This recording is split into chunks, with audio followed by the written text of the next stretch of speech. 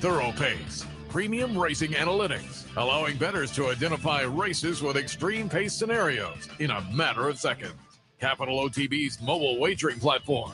Bet any place, anytime with Capital OTB's mobile wagering platform. And CapitalOTBBet.com, the premier wagering site in New York State.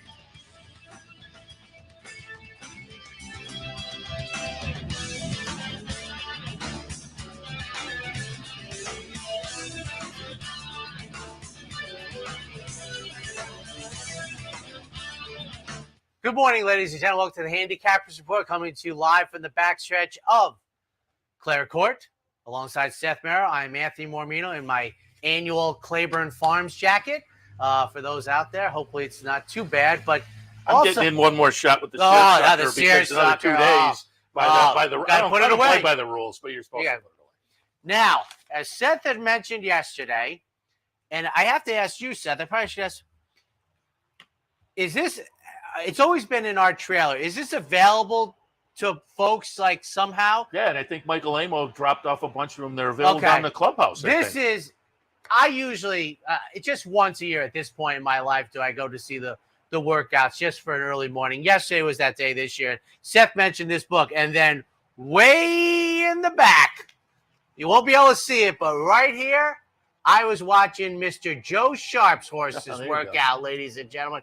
If you come for the morning and you have more than a passing interest in the time, this book is fantastic for trainers. The only thing that I would have done differently, Seth, for the average person, they laid it out in colors, the dominant color of it, and Joe Sharp's are white. His lettering is on a white background, so you go back here. I just would have done it purely alphabetically. When I was looking yesterday, I was thinking that, but I think this makes more sense. Oh, you're right. Now that I think of it, because you're trying to find out who it is. Yeah, exactly. No, they laid it out perfectly. Yeah. So there it was. The Joe Sharp has a red S and then a navy or black J and R on the other side. But this is brilliantly laid out. And if you're coming up and you want to just start to learn a little bit more, I love Chad Summers. He's Superman in blue, and very nice. Yeah. Very nice. Great job by the Thoroughfan people to add to the enjoyment of the. And as they say, Michael Amo, a couple of weeks ago, saw him out here and he was dropping off. Haven't seen Michael in years, but that's good. Dino, you brought a box down to the clubhouse, right? Dino? Well, maybe Dino's already down the Northway and this ship is flying on autopilot. We'll find out. But great day of racing yesterday. Carl Spackler wins the daily double for 3-year-olds on turf, a subset that you particularly like. When the Claravich horse was scratched out, what did he go off at, 1 to 5? 25 cents to the dollar. Yeah, he might be the lowest mutual. I don't know. I think he could be, but he was, $2.50. The main threat scratched out, and he was down the road. Maybe wouldn't have been a threat at all. We saw a very good 2-year-old locked. I'm sure he got a big number off that explosive performance. Good day of racing. The weather is fantastic once again. I mean, and you just can't beat it. I know people have Labor Day plans. I will say this, Seth, coming up the Northway today was by far the least crowded of any day. It would have reminded me of a quiet Sunday. There were so few cars on the road. Now here's the opposite. Last night, the wife and I had dinner with our close friends. Saw a bunch of horse racing people, including the Ortiz brothers. And on the way out, and we're driving home, I said to my wife the opposite. This is the most crowd I've ever seen the Northway going south at this hour. So I had it last night heavy, this morning light. Shout out to your dinner spot. I think it's tremendous. Danny O's said we've been going there for years. It's great food. We enjoy it. And I said to Seth out there, I have found in the last 5 years or such, the horse racing set really seems to like it. But I will say this, and I'm quite serious about this, but I'm going to try and make it entertaining. We sat out front, which was nice, but I'm going to tell you, they need to make that street, which I believe is Henry Street, a one-way. It was almost bumper cars. They had these umbrellas up multiple vans almost knocked it really? into us. It was bad. I'm like, this was and maybe they need to make it just a one-way street for 7-8 weeks. I don't know. That may be the solution. But one of those umbrellas got hit by a van, and it was tilting, and it was, and then there was a couple cars going by at like 15, 20 miles an hour, 4 inches of space they had. So that was disconcerting, particularly to my wife. Me, I like bumper cars and I like roller coasters. Not too much gets to me, but my wife was like, this is a little sketchy, but it was excellent. On a couple other fronts. One is Seth, boss man, got us a tie. Now, I know you're not a big golf guy, but the term would be dormy, which means Capital can't lose. We have a 3-game lead with 3 to play. You will be up on Saturday, Sunday. You swept it last week, which is the reason we have this lead. I won on Thursday. I think I had a good year in that contest, which is not my best venue. But Boss Man got a tie. I'm presuming Michael Callahan will do Monday because he's one short on his Wednesdays. But as that line in old Vegas Vacation, I didn't lose. We can't lose. So if anybody gets a tie, we win. So feel no pressure. No pressure at all. More pressure today because I have the charity bet in the Times Union. That's you want to win there. So I'm playing for the TRF today. A couple of weeks ago, I had the TRF and had a nice couple hits early and put some nice money in the bank, and then still had a couple of bets left. And I just couldn't get one or the other of those over the line, or one or both of them over the line. But we already put some money in the bank for the TRF.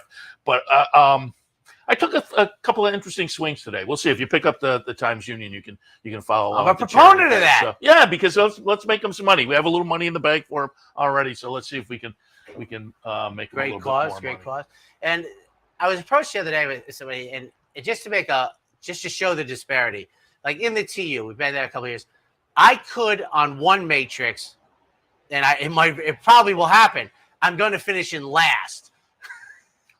And on another matrix, I don't think I've never been this far ahead. So I said to someone, I mean, you could do the math. I said, but how can you be last and then be so far in front? I go figure. But that's I could consider. I have a very good chance. I realized of finishing last on the win total.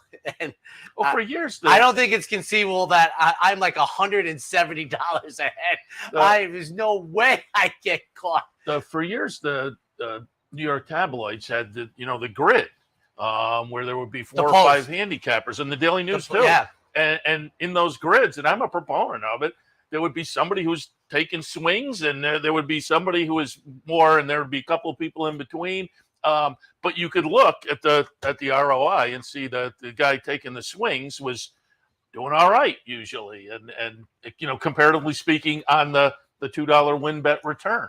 And so, as I say, I'm kind of a proponent of give people a wide variety of opinions. I've always said like about the ROI, it's like, well, then why do you put how many races that they picked? Just put up the number of winners. Give it no context.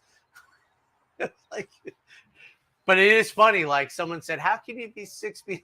I said, well, you can figure it out after a while. It's only long division. I said, but it's going to be, I'm almost rooting to finish last to show how ridiculous it is without the other one. And there's only 2 major local papers. Now, I will say this about the Post, and I think he passed away a couple years ago. But the man who was running the Post was very vested in horse racing. That's why the Post always had great horse racing stuff for a local paper. I mean, they were very vested in. I used to tell people it was, and this going back to 1980s, early 80s, the Form and John Pease's Through the Binocs in the New York Post. That was where you got horse racing information. That was a nice tribute to Ray Harrison over there the other day. What a writer! Ray Harrison used to be writer too. But yeah. But the Daily News, Russ Harris and Bill Finley was there for a while. Yeah. They had the grid as well. They have basically abandoned. Well, I mean, it's not everybody. Yeah. Well, the Post guy, and I give him credit. He, in my opinion, he was the leading handicapper last year because he beat me on the ROI. I think we were the only 2 close to beating the meet. He's rough, but he posted, and so does the Times Union. But it's funny that you're going to be in last or first. I said, well, I guess that's for you to decide. But I like where I stand.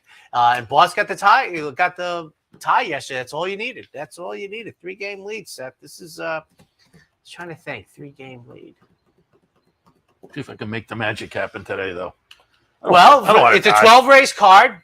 What are your feelings? Like, generically, I told my wife, I think it's exceptional, the card today. Yeah. I mean, am I coming in feeling like, ooh, I'm going to get 7 or something? No, but I'm going to have a few anyway. And so I think 4 might be good. You almost had 7 yesterday. What the matchup is. A couple days ago was a pretty good day. I saw that. I saw that. That was pretty good. I was like, oh my God. And I was thinking. And then 2 days ago, and this kind of goes to what we just got. You look and say, here's the horse I like to play this afternoon. I say, here's the horse I think is going to win. Yes. But I always say, and it happened a couple days ago, because I think with the multitudes of bets these days, I don't know how people over there are going to bet. So I kind of keep it consistent. Here's what I like and the order. But I always say, if you look up, and it happened a couple days ago, the first race, the horse I had underneath was 14-1 or 15-1. I had it in the second slot. So clearly I was betting that, playing around with that horse quite a bit, and that horse wins the race. You look up, and the horse you have on top is 5-2, and the horse you have right underneath and think is right there is 15-1. You're going to play around with that one. And so, that's my. I said to my wife with Evie Jets. I'm like, I'll have Evie Jets in second.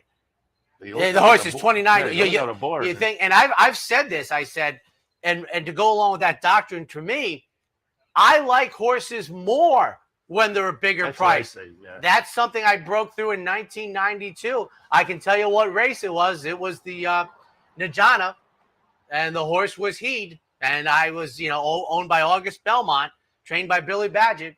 Go bet more when they're long. So there you have it. Very interesting day. Now, I also was remembering, Seth, that on 2 Saturdays, I took the bagel. In my ROI, I am 1 for 36 on 3 Saturdays and overcame that ridiculousness. This year? Yes. Oh. I was 0 for 12 on back-to-back weeks, then 1 for 12. So I was 1 for 36 on 3 consecutive Saturdays. I mean, that is what I think actually is the attractive part of this game. It's like 1 for 36 would bury you in sports betting. It did not bury me in horse racing betting. Matter of fact, just the opposite. But yes, 1 for 36 on 3 consecutive Saturdays. I took the bagel because one of my other goals was to never take the bagel, and I failed on that goal. I took the bagel badly. I mean, I was 0 for 24 on 2. And I'll tell you what, I'll give you another one. The 1 for 36, I think my winner was about $3.50. But that's it. That's all I got. It's beautiful. If you haven't made Labor Day plans, it looks like Sunday will be nice. Monday will be nice. There's 10 races tomorrow, 10 races on Monday. If you attend the races, it's great. Plenty of elbow room out there also, and I'm sure there will be today on Jockey Club Gold Cup Day. All right, let me hit you with the promos. I mentioned it earlier this week. It's kind of fan appreciation week up here. Today, not so on a Saturday, they're not doing so much with that regard. But do keep in mind, again, we've mentioned it a couple times, Monday, there'll be another opportunity, free access to the Paddock Suite. Paddock Suite is the building, the 2-story building out there by the paddock, the open bar on the bottom, but you can go upstairs and sit on the deck and watch the horses in the paddock. So again, that will be Monday. You can come up with free access to the Paddock Suite. I have a quick question. Am I the only one that calls it the Treehouse, or is that? I've called it the Treehouse. Okay, I think that's what the when you look over jargon from across is. The paddock, people we call it the Treehouse. Paddock, and that's why I kind of explained, because I think if you say Paddock Suite, you're thinking, I was like, well, what's that? Where's that? It's up in the tree. But yeah, Monday's so today and tomorrow not so much, but Monday you get the free access. Sunday, tomorrow, again, second chance giveaway. That's what they're calling it. It's not a giveaway; it's a second chance giveaway. Well, they're calling it a giveaway. But it is a giveaway. Yeah, I guess it still is a giveaway. They're not calling it the second chance. They're calling it the second chance giveaway. It's the cooler jug. If you didn't get that earlier in the meet, tomorrow it's kind of a unique. Usually you get the the little slip on the way in, and you can go cash it in for a giveaway at them tomorrow with the cooler jug. They will give them on your way out. So that starts at 4 o'clock tomorrow, Sunday. Second chance giveaway. Tomorrow also, of course, your last chance at the low rollers. My last chance. I had one good week this year where I was sitting third with like 2 bullets left. I felt pretty good. Still have bullets. Doesn't matter. I felt good. I was sitting bankroll. right there and just couldn't make the last 2 bullets fire. But it had made money on the card. That's I always feel like that's a win too. But last chance tomorrow, I'll have to try to make some magic happen tomorrow. Tomorrow also the show pool. I'll have to make some magic happen there for sure. But coming up, Clubhouse Racebook today, it is Play the Board contest. So swing on by and enjoy some action down at the Clubhouse Racebook, some extra action with the Play the Board tomorrow. It is the Match Bet and Exacta Board double promo day at the Clubhouse Racebook. And don't forget Kentucky Downs today. They have the Mint Millions Pack Classic out at Del Mar. It's not your father's Super Derby, but it's Super Derby Day down at Louisiana Downs as well. So there's a lot of interesting stakes action around the country. You know what's interesting about the Super Derby is what the Pennsylvania Derby ended up becoming. The Super Derby was already there, and they lost their way. Remember, they used to run the Pennsylvania Derby on Labor Day, and the Super Derby became like the jumping off spot for the Breeders' Cup Classic, and everything changed. And the Super Derby was a fantastic, I want to say, from its inception to about 92. So in the 80s, it was a great race. I remember this would never happen today. I think Charlie Whittingham worked out Sunday silence in 1:33 and change for the mile for his Super Derby. Would have set a track record at a lot of places, but he worked them out 1:33, and he was dynamic. I think he won by 10, but the Super Derby also great. It's always been a gret week. Yeah. Heck, when I was a boy, you had Mark Henning on yesterday. He was talking about Ohio. The Cradle Stakes out at River Downs was a big 2-year-old race. Yeah. It was a 2-turn thing, and it was a big to-do. Yeah. So, you ready? Are we ready for the DePaula Play of the Day with Kevin Cox since it's the weekend? Let's do that. I want to thank the good people at DePaula for their sponsorship of the Play of the Day. I think Kevin knocked it out of the park yesterday with my main squeeze. When you think trucks, think DePaula. Then come join the family for value. Just visit, call, or click. This week's Chevy Silverado is just $539 a month with 0 due at inception. Yes, 0 down. So come join the family and think DePaula for all your automotive needs. Hello, everybody. Kevin Cox, the Brooklyn Cowboy, here with your DePaula Play of the Day from beautiful Saratoga Race Course. Happy Labor Day weekend, everybody. We've been giving you our plays of the day on Fridays and Saturdays throughout the meet, basing our success on a 50 to win, 30 to place, 20 to show wager. And after showing a flat bet profit last year, we have an outside shot of doing the same with a little bit of luck today. Today's play of the day will be in race number 9, the number 3, Missing Fortune. This gray gal is the Rodney Dangerfield of the group, as despite having hit the board in all 11 of her dirt starts, she's been favored, but only one time. 4-year-old had front wraps added in her local debut and was a dead game runner-up that day. Now cuts back a panel, which is highly relevant, as she owns a win and a showing both times she has cut back in distance. Finger Lakes jockey has done well here with limited starts, having a win and a third. And we're hoping for a nice tucked-in trip today at 8-1 odds. So once again, our final DePaula Play of the Day from Saratoga in race number 9 will be the number 3, Missing Fortune. Thank you for following us all summer long, and we'll see you down the road and definitely see you at the track. When you think trucks, think DePaula. The all-new 2024 Chevy Trax is here. Bigger, roomier, seats 5, and lots of technology. And just $449 a month, 0 down. So come join the family and think DePaula for all your automotive needs. And welcome back, ladies and gentlemen. Handicappers Report on another beautiful morning. I mean, it is beautiful. I think the day is supposed to be terrific. So come on up, enjoy the races. I know it's a very popular weekend. I know that young people are back in college, and our son will be in high school on Thursday, his junior year. So, but if you got a couple, 2.5, 3 hours, plenty of time, enjoy the racing. So, let's see, 32 races left to go in the meet because they're set on Monday. We kick it off, Phillies 5.5 on the turf. Yes.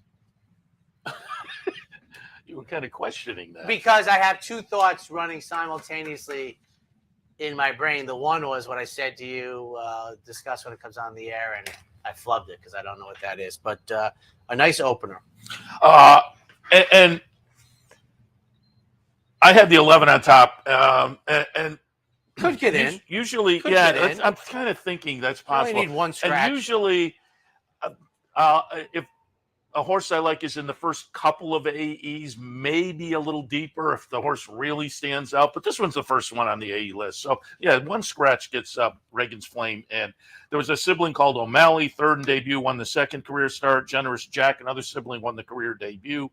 Cherie DeVoe, trainee, that, steady string of workouts. I didn't think there was anything else in the race that was popping off the page at me. So it's 6-1. If this one does sneak in off the AE list, I thought there was a little win early breeding here to make this one a little bit intriguing in the debut effort. Beret, if I'm pronouncing that correctly, Wesley Ward trainee. WW on the sprinting on the turf. You can do worse than that, but there was a sibling called Jack Hare that won in the second career start. Maybe this one lives up to the older sibling. Went off as the favorite down at Keeneland, and Wesley Ward going 4.5 at the Keeneland spring meet. No surprise this horse went off as the favorite. Ran second, but a fairly well-beaten second, although the winner came back to win in the next start. So that one flattered this one. I think Beret will be tough today with the experience under the belt and from these connections. And then Life's Inaudible. First sibling to race, so there wasn't much to find on the bottom side of things, but by Audible, they tried a mile in an off-the-turfer. I think with that experience under the belt, this horse could be really intriguing today for Pletcher, Rapoli, and Arad Ortiz. So for me in the opener, 11, 3, 9, and 6. I think it's a wide open race. I took a firster from Al Stoll, Tammy Lynn on top, and then Housefly, a firster for Mike Maker on the outside of the main body, and then a firster from Anthony Dutrow, Z-Train, who is, I haven't seen very many runners from Churchill, the horse, who's a son of Galileo, and I think it's pretty well thought my thoughts on Galileo as to this moment. And Frankel might overpass him because Frankel's a son of Galileo. Galileo, to me, is the greatest combination of runner and stallion by far there's ever been, and Frankel's about the only horse I could see chasing him down. Now, what I thought was interesting in this race, does number 5's ownership do anything for you? Okay. Trainer. I think if they had used an adjective, all the bells would have gone off for you and many other people. And if I said that adjective was the first word, not red, if I said devil's red, blue collar, 2 blue hoops, what would you think? Calumet. That's right. This is Calumet. TNT, as I understand it, bought the colors, which is why Calumet now is the black with the gold. Well, now maybe he wouldn't have wanted it at all, but Stud TNT bought the famous Devil's Red blue hoops, and you're going to get to see them on race 5. Now, they dropped the Devil's Red. Maybe they had to give that up for copyright, whatever, but these are the Calumet silks. If those young people out there are wondering, I have Claiborne on for a jacket, and it will be Calumet on number 5. And I always thought they were tremendous silks. I would agree, but I also wonder if I'm just influenced by looking at all the great horses that were in those yes. silks. It's kind of like, yes, so now the memory kind of makes the silks stand out. And I always thought if I was somebody, like if I had been, I think it's Mr. Kelly that bought them, I would have reversed them. I would have had blue with Devil's Red hoops, etc., and gone onward. But he had his own agenda. I think, but that's, if you're ever wondering, obviously the name. I think a gentleman wrote a book, right? Broken. I see it on Twitter all the time. Aludar and Calumet, etc. I think very right. extensive book. But if you're looking and you're young, and you go out there, or you're in the treehouse or something, when number 5 comes by in the opener, those are Calumet's colors. Second race this afternoon, optional claimer with the non-winners of 2 other than condition. 1 mile is the trip. Boy, and it took a year. Took 2 years, actually. 652. Seth, I actually showed the audience the year before we started doing all 40 shows together. Guntown, I think, won a mile race at Ellis Park as a 2-year-old, and I thought he was an up-and-comer. Well, you're right. I remember that. Yeah. He was one of the first gun runners that I remember on the track. That's right. And, he's been okay. I mean, but that mile race that day was tremendous. And he ran a tremendous mile race up here, which funny, it's kind of like the shape of Ellis Park. So I have Guntown on top for Linda Rice, who claimed this horse for 50 from Steve Asmussen. For second, I have Assertive, who is, the race probably goes to them, second start of the year. After a big comeback race in my this horse ran better numbers as a, starting the career. So maybe Assertive is going to go forward and just, knock me out of the park in a bad way. And then Uncle Moonlight for third. So 6-5-2. I have it 5-1, 6 and 2. I put Accretive on top, Chad Brown and Klarovich. The comebacker I thought was impressive enough to think this one has come back very well. And maybe in the second start moves forward. We've seen better numbers for this one in that Amsterdam try. Just missed behind Gunite last year, the triple digit. So I'll put that one on top. But Tonal Impact and Guntown both going out for Linda Rice. I'll hit on that in just 1 second when I wrap up. But I thought Tonal Impact with the triple digit 2 starts back was intriguing. The 1.25 miles last time, getting back to the mile may get us back closer to that good number 2 back. And then Guntown, I think a player as well for Linda Rice. So for me, 5, 1, 6, and 2. But I looked last night. Yesterday was kind of fun because the trainer battle yesterday, it was 1 race difference, Chad Brown over Linda Rice.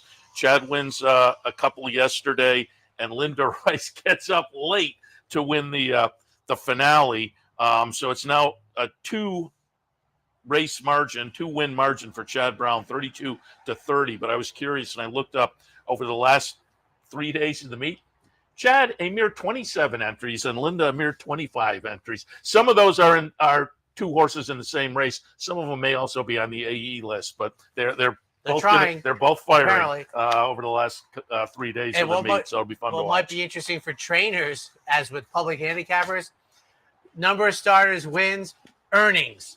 Be some disparity in the earnings there.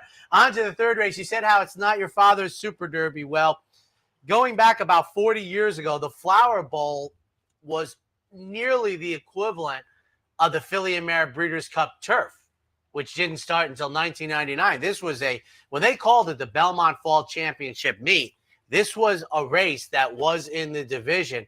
And today we have 4 runners in here going 11 furlongs. 2, 4, and 1. I put McCulloch on top. I don't think invincible. And the odds, I guess, kind of indicate that. The morning line 4-5 versus 7-5 for Amazing Grace. But McCulloch off the win in the Glens Falls, I thought had got back to winning ways in the third start of the season. Has shown some nice ability here at Saratoga in the past. So I'll put that one slightly on top. Amazing Grace coming in for Christophe Clement.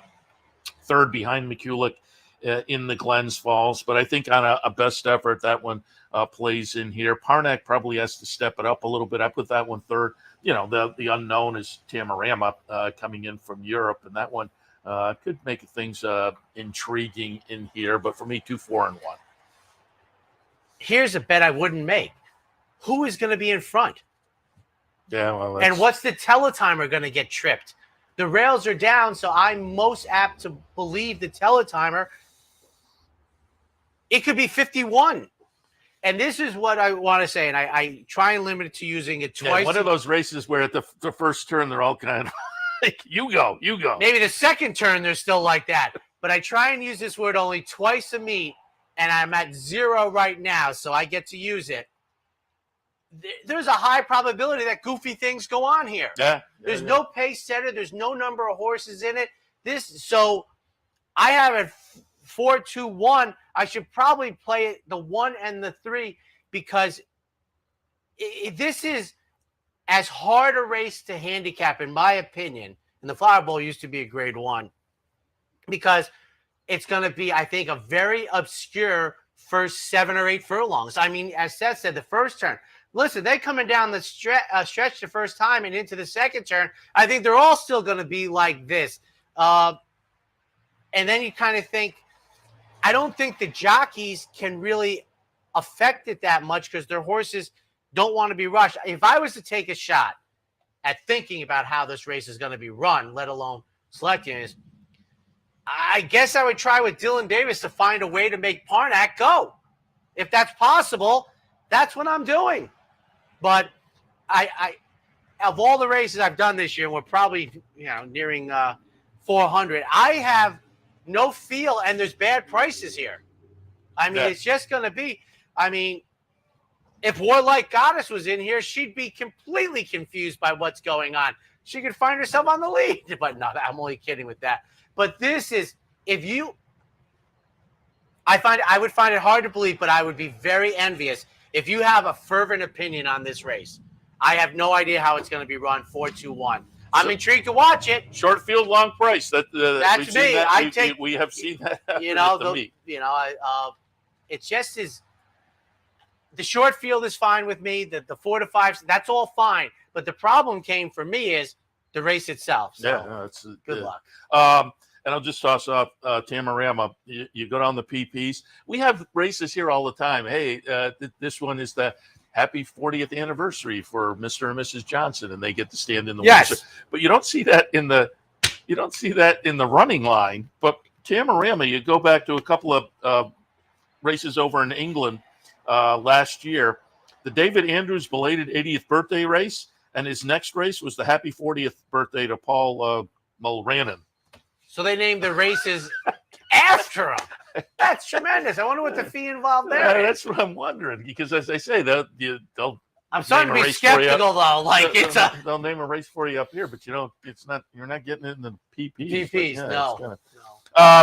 Dark Horse Play of the Day time, and I got to make something happen this last week because we got up to a decent last 3 days. I got up to a pretty good start, and then and I felt pretty good about some of them, and they just oof. I know that feeling. 6th race today. We're going to play our Dark Horse. Dark Horse Play of the Day brought to you by the Dark Horse Mercantile in downtown Saratoga. And again, if you're coming up this weekend to have a little fun at the track and headed downtown, maybe Danny O's for some dinner, but they're open late at the Dark Horse and down the street, their sister store, Impressions of Saratoga. Go in, say hello, browse, have fun. Dark Horse Mercantile sponsoring Dark Horse Play of the Day. And today's play is in race number 6. This is a fun little maiden special event on the grass. And I'm going to take a little pop with Ocala Rocket. Paid just under $500,000 for this horse at Ocala in June. The horse worked a quick 9.4. Nice steady string of workouts underneath. Now, and I'll give you the siblings too. There's a sibling called Noda, second in debut, won the second start. There's a sibling called Athens Queen that won the first 2 starts of the career, including a stakes race. So I thought there was win early, certainly in the breeding. I will say, interesting stats for trainer Bill Mott over the last 3 years. 2-year-old first-time starters going turf routes, 2 for 37, only 5%. At Saratoga during that time, 2 for 18, 11%.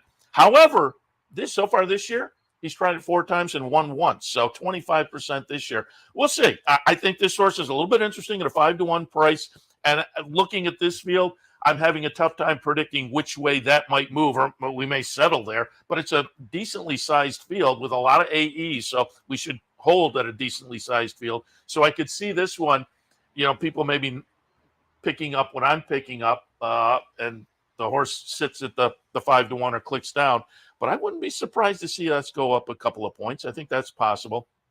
Buffoon is interesting to me at a 12-to-1 price. Agate Road, 5-to-2 from Todd Pletcher makes sense off of Just Miss. So my charity bet today is playing around a little bit with this race, but part of that is my top pick, the Dark Horse Play of the Day for Saturday afternoon. Race number 6, horse number 7, Ocala Rocket.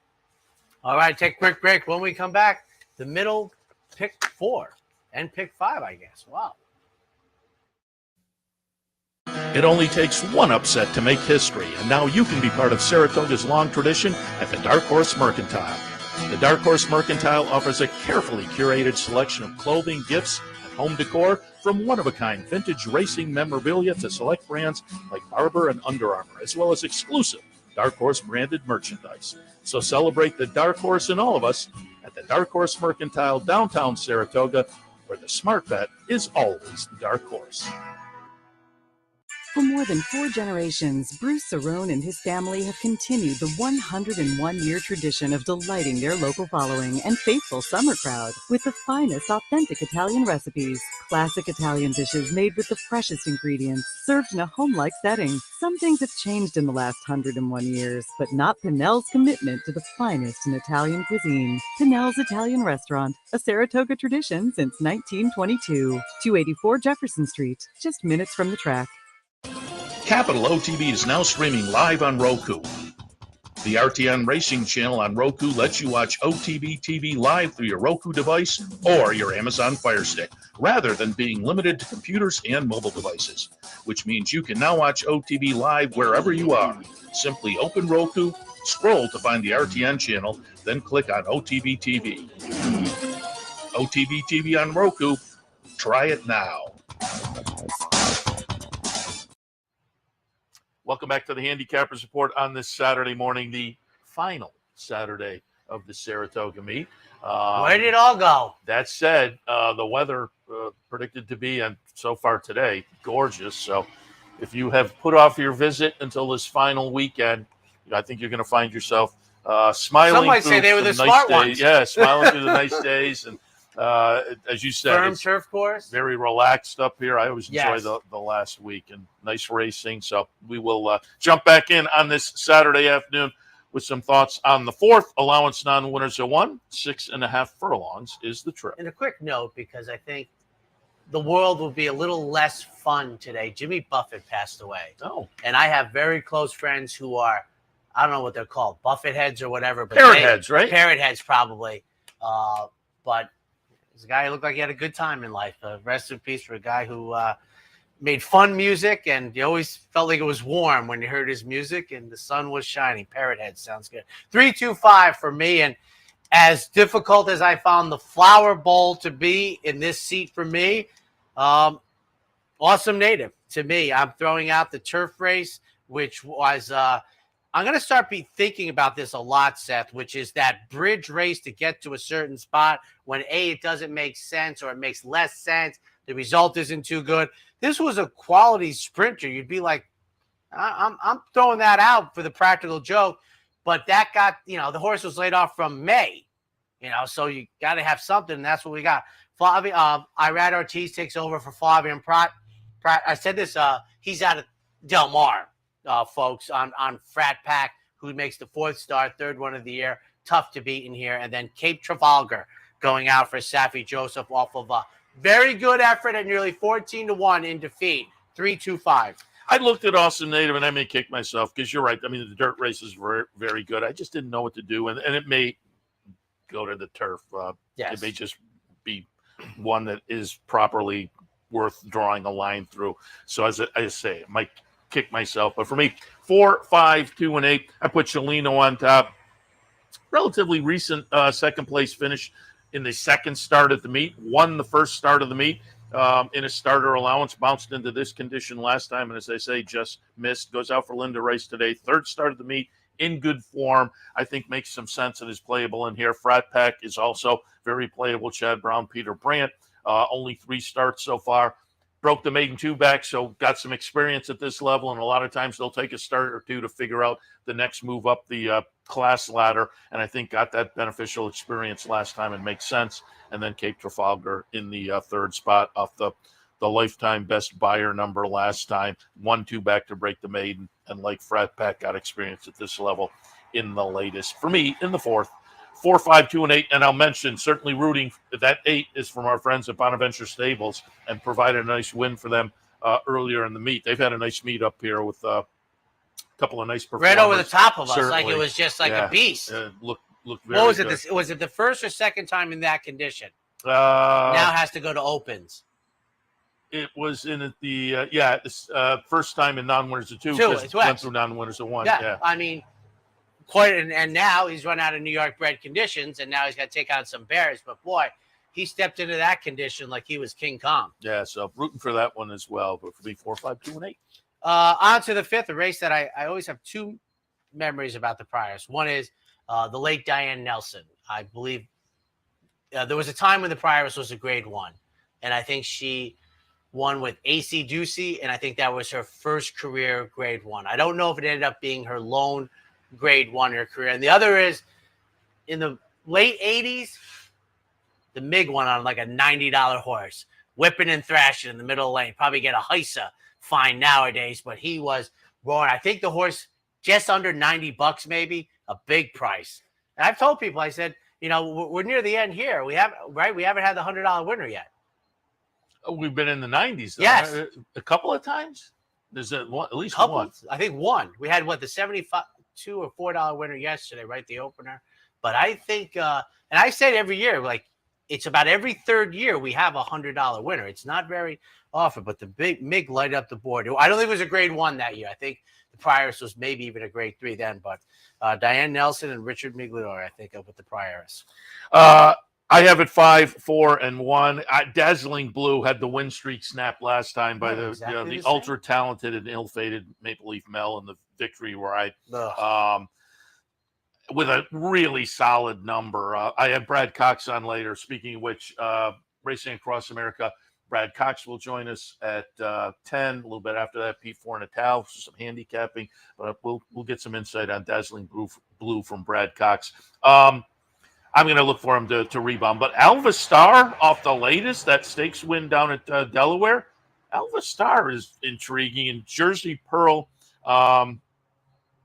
big winner to Chalky Price in the race 2 back at Ellis. And then, just had trouble and whatnot in the Jersey or in the test last time. We'll see. I think this one is intriguing as well, though. But I'm going to look for Dazzling Blue to get back on the win end. 5, 4, and 1. I'm 5, 4, 1 also.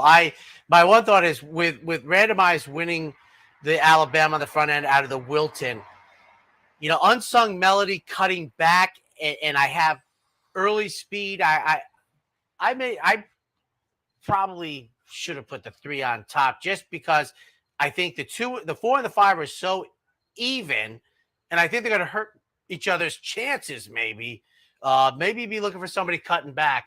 If it was 7, I would certainly like Unsung Melody, but 5, 4, 1 to me, I think some might say that certainly figure people would say that Dazzling Blue's defeat was her best race of her career. Yeah, on numbers, it's not even close. 6 race this afternoon, maiden special, 2-year-olds. They will go 8.5 furlongs on the grass. No way we agree on these numbers, or else I'll almost fall out of my chair. Yeah, there you go. 9-2-5 for me. Stolen Magic for Linda Rice gets my top pick. You have Curlin and Tappet as the grandsires in here. I do draw an outward post position, which I worry about a little bit for second. Number 2, Buffoon. Mike, there have been years when that would have been applicable for yours truly. Not this year, though. Lupa de Vega, Offspring. Maybe should have put this horse on top at 12-1 for third. Another first to number 5. I'm taking a shot at Zrev. I don't know. Number 5, Zverev. Good luck to Frank Sherry DeVos, firster. But 9-2-5 with plenty of horses looking to run on the outside. I have it 7, 2, 10, and 9. I put your 9 in the 4 spot. And then I had the 12. And my charity bet in the Times Union, I actually had parsed things out if the 12 gets scratched because it's too deep on the A list. But I guess that is not permitted because when they sent it to the Times Union, it includes the 12, and that was all that's included. So, and if the 12 gets scratched, the TRF is going to automatically get some money. So it all works out. We like that. But if the 12, I'm just mentioning it because if the 12 gets in, the Chad Brown Klarovich firster, and it's too deep, it's possible. I would certainly take an extra look. But again, my dark horse play today, Ocala Rocket, had the win early siblings, working well, had the good workout at the 2-year-old sale attracted a lot of money. I'm going to put that one on top at a 5-1 morning line price. Buffoon, though. Buffoon had a sib called Lavocado that took 6 starts to win, but in those 6 starts, the win 3 seconds and 2/3. So it was in the money in all of them over in France. Luke de Vega on top. I thought a 12-1, the Mike Maker runner, could be very, very intriguing. Agate Road going out for Todd Pletcher, had a sibling that won in the first career start. This one didn't quite live up to that, but just missed and is logical. Your top pick, Stolen Magic. There was a sibling called Escape Artist, second, won the 3rd start, ran 3rd, won the 4th start, sibling the club, couple of seconds to start, and then won the 3rd race. So I thought that one was very interesting in debut as well. So for me, 7, 2, 10, and 9, and if the 12 gets in, take an extra look. And in the new days of racing, as we go to breaking, I don't saying this, but when we come back at approximately 4 o'clock, we kick off the pick 6.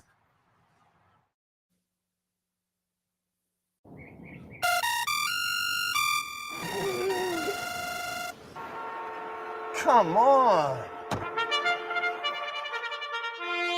I want sales reports on my desk by Monday. Oops. My bad. Love racing? RTN brings you every live simulcast on your home television, plus live video streaming and race replays on your PC and mobile devices. To order, visit rtn.tv. RTN, a breed apart. A day at the track isn't complete without a night at the Horseshoe. Great food, hot music, and cold drinks. So why go downtown when all the action's just across from the track? The Horseshoe Inn at the corner of Nelson and Gridley. Birdstone is an outside front. They're coming down to the finish. Can Smarty Jones hold on? Here comes Birdstone. Birdstone surges past. Birdstone wins the Belmont Stakes. It's in front, but here comes High Chaparral. High Chaparral, the defending champ, to take it to Paul Brown. These two arch rivals head to head with Joe Hart bearing down on them. It's going to be a 3-horse photo finish to the turn. Here's the wire. Photo finish. Welcome back, ladies and gentlemen. Race number 7. 2-year-olds maiden space. Special weights going 7/8. 9, 3, 7, and 1. Dive Bomber on top. There was a sibling called Botanical that was 8th in debut, then 2nd, then ran off 4 straight wins. This one was 5th in debut, but by Omaha Beach, a little win early there. Subsequent to the last start, has that nice bullet workout on the 19th. I think Dive Bomber very interesting. General Partner, another one with a start under the belt to build on, and another one with some win early breeding. Spikestown on top. The dam produced sibling called 7th Fleet Humor, 5th, and then 1 in the 2nd start. Naughty Joker, 2nd, win. Cathedral Reader won the career debut. So I thought there was win early, top and bottom here, and with the race under the belt, I would expect a nice improved performance from the Chad Klarovich runner, and Enlighten in the 3rd spot. Todd Pletcher runner that comes in with a little bit of a bullet workout. First to race from the dam, so not much to find out on that side. Ask Isaac, Bill Mott runner with a race under the belt. I think could be a player with the cutback in distance and the move to dirt. I thought Ask Isaac was interesting. In the 7th, 9, 3, 7, and 1. I had the same Dive Bomber, been on the Omaha Beach bandwagon. I like the debut, good enough for me. They add blinkers today. Enlightened, I have a Centennial Farms runner, cost nearly $500,000. And then Jefferson Street, the 10. Also, just because I've been around here a long time, Pentathlon, first on the AE list, the Black Cherry Cap. 8th race this afternoon. It is the Harvey Pack. And if there are young folks out there just getting into the game, there's got to be some Harvey Pack on YouTube. We're pulling up. He was a lot of fun to watch on when cable TV first came in and Channel 9 was doing the follow-up show, and Harvey with the program and May the Horse Be With You. He was great. So appropriate that we have a stakes race named after Harvey Pack. $150K up for grabs, 5.5 furlongs on the turf. Just a quick sidebar. So I had Troy New Channels in 1986 when Sports Channel came to our market, which was Thoroughbred Action. I remember it debuted. Steve, you're right. Albert. He was on. They had the Saturday show on WOR. Yeah, and I wasn't gonna go there, but okay, you correct yourself. No, so I called up Troy New Channels and I said, whatever package I need that this channel never comes off, and they looked up my package, they go, yes, you have this forever. And it was great. And personally, on a side note, one of the great thrills, if not the greatest thrill of this, I was invited to do the Daily Racing Forum show that Harvey hosted at Ciro's. And he was unbelievably gracious. He was great. Now, and I ended up hitting it out of the park that day. I worked with Dave Gretting. So they invited me back. And so he went over and he was like, I think the word is effusive. And Dave Gretting was like, golf clap. My point was, he didn't know me from Adam. He did know I was the local guy on it. But he was great. He's like, you see him all the time on the news with his best bet of the day. And he was great. He just said, have at it. And I did, and he was great. So the first running, the old lucky coin, I'm sure Andy Sterling will have much more to say with Andy Byertay on Talking Horses. 235 for me. Dancing Buck making the first start of the year. Oh, by the way, we're not surprised at all. The 23-month layoff, Chad Brown winner yesterday. Oh, yeah, there are no rules. Although at 4-1, yikes. That helped. Yeah. That helped. Yeah. Talking about helping, look who's here. We love when they're early. Thank you. So Dancing Bucket here. We've had such great television by talking about things our viewers can't see. Thin White Duke, very tough in here for Steve Chris and Our Shot. Very nice inaugural edition of the Harvey Pack, the former Lucky Coin. Short field, but I think it's going to be a terrific horse race. Mike Welch was in the other day, and he said it'd be appropriate if in the Harvey Pack, if Steve Christ horse won the race. It would be very appropriate. 4, 5, 3, and 2 for me. I put Big Invasion on top. The Dean Reeves, Christophe Clement runner, like Saratoga, hasn't been seen since the try at Royal Ascot, but I could see a rebound with the return to the Spa. Our Shot comes in good form, having won 3 of the last 4 starts, including race right up here at Saratoga. And Thin White Duke, the aforementioned Steve Chris runner, one of best effort, I think, firmly belongs in with this group. Absolutely. 4, 5, 3, and 2. We'll take our final break. When we come back, the late pick 4. For more than 4 generations, Bruce Cerrone and his family have continued the 101-year tradition of delighting their local following and faithful summer crowd with the finest authentic Italian recipes. Classic Italian dishes made with the freshest ingredients, served in a home-like setting. Some things have changed in the last 101 years, but not Pinnell's commitment to the finest in Italian cuisine. Pinnell's Italian Restaurant, a Saratoga tradition since 1922. 284 Jefferson Street, just minutes from the track.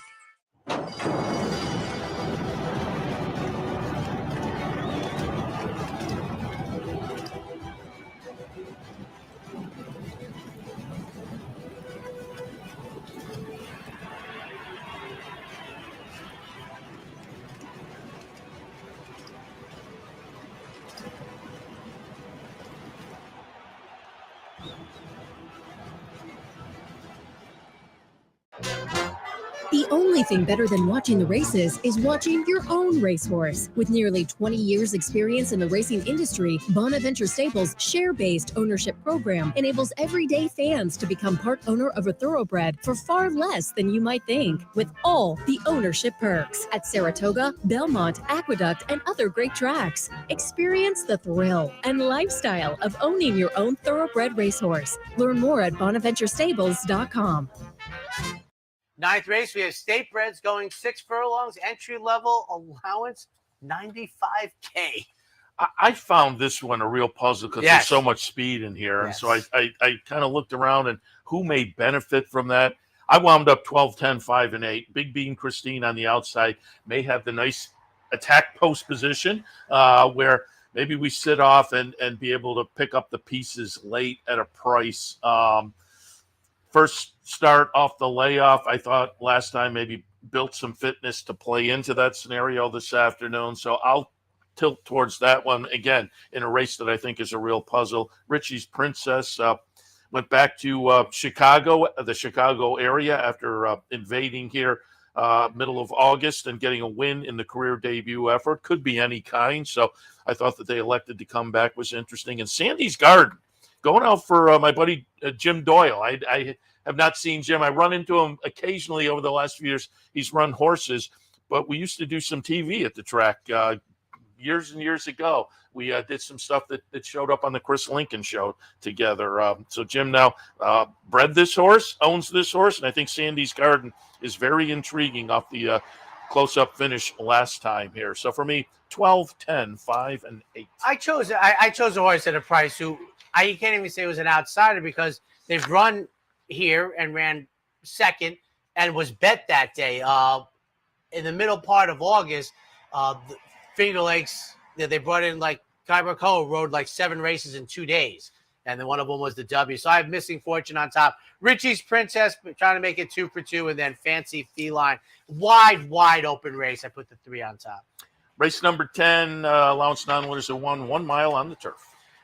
Boy, I went swinging here. And I'm 3-6-1. I am 20-1 on the morning line for a Roy Lehrman horse who I think fits in the race, draws a good post position here with Trevor McCarthy. I'm happy to ride with the 3. I'm very busy, adds blinkers, gets Lasix for the first time. Second start since the Breeders' Cup Juvenile. I like the comeback race. And then part of the entry scheduled to break from the number 8 post position as of now, Dancing with the Stars. But Heathguard is a big price, but boy, I'll tell you, I think we fit in the mix very well. 8, 4, 7, and 6 for me. I'll put Internal Capital on top. Comebacker at a short price was a decent third that I think sets the horse up well today. Roos in the second spot, some early speed. I think that will play into the strategy this afternoon. And Royal Spirit, stuck in a little bit of a bridesmaid mode over the last few, but I think fits with these and has the potential to break through. 8, 4, 7, and 6. And I believe for the third time, the Jockey Club Gold Cup at Saratoga at 10 furlongs. I'm going to go with Rattle and Roll, who seems to have moved into the handicap division nicely in his 4-year-old season. 4, 6, 1, and 8 for me. Close up second in the Stephen Foster last time, but the Blaine 2 back, the win in the Pimlico Special. As I say, I think he's become an interesting player in this division. Tyson, coming down from Woodbine for Josie Carroll, tries the dirt. But I thought it was intriguing that they elected to try this spot. That shows some confidence there, and it's hard to knock. 4 wins and 5 starts. Proxy in the third spot, coming off a win in the Monmouth Cup last time, I think could be a player with this bunch as well. You look down the page, there are some triple-digit buyers there. So 4, 6, 1, and 8. Boy, as wide open. I mean, it might not be a primo Jockey Club Gold Cup, but boy, on balance. And I know that Clapton has to probably run slightly better than he's ever run in his career, but that's where I'm landing with Irad Ortiz. I have Bright Future on the outside who hit the triple-digit buyer speed figure here. Rattle and Roll I have for third. And I am not surprised at my exact. I think this race is 6 deep without batting an eye. I think it's a terrific horse race, and I want a price. Clapton is that horse coming off of a career best. He's 4 years old, so I think it's viable. He can move forward a little bit, and I thought he was up against it in the Suburban. 12th and final, State Bred Maiden Claimers, mile and 16th on the grass. 6, 7, 5, getting me out. Let me drink. 12th career start. Has had some time off. Now, the bulk of those starts were maiden special weight, so I lopped them off result-wise and push them out. I think we fit in here. Stone of Destiny, I'm throwing out the off-the-turf race, and for third, Janny May. So 6, 7, 5 in the middle for me. 4, 15, 3, and 6. If the 15 doesn't get in or a few deep on the AE list, use the 7. But I put Kempcha on top off the career debut that I think is one to build on. 4, 15, 3, and 6. That 15 doesn't get in. Look at the 7. Our guys have the saddlecloth colors for the 15. I would have lost a bet. I wouldn't have known what it is. But it's a great day for horse racing, folks. It's a great day to be at Saratoga. Come on up. You don't have to spend 7, 8 hours. Give yourself 2.5, 3 hours. See 5 races. It's a blast. He stays. I go up next, racing across America. And Brad Cox already in the house, so he will be up next with his terrific second half of this meet. And take it away. I'll see you back here tomorrow morning, day 39. Unbelievable. Have a great Saturday.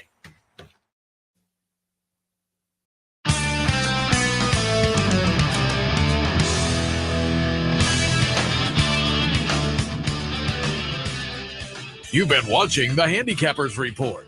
The Handicappers Report has been brought to you by Thorough Pace, premium racing analytics, allowing bettors to identify races with extreme pace scenarios in a matter of seconds. Capital OTB's mobile wagering platform. Bet any place, anytime with Capital OTB's mobile wagering platform. And CapitalOTBBet.com, the premier wagering site in New York State.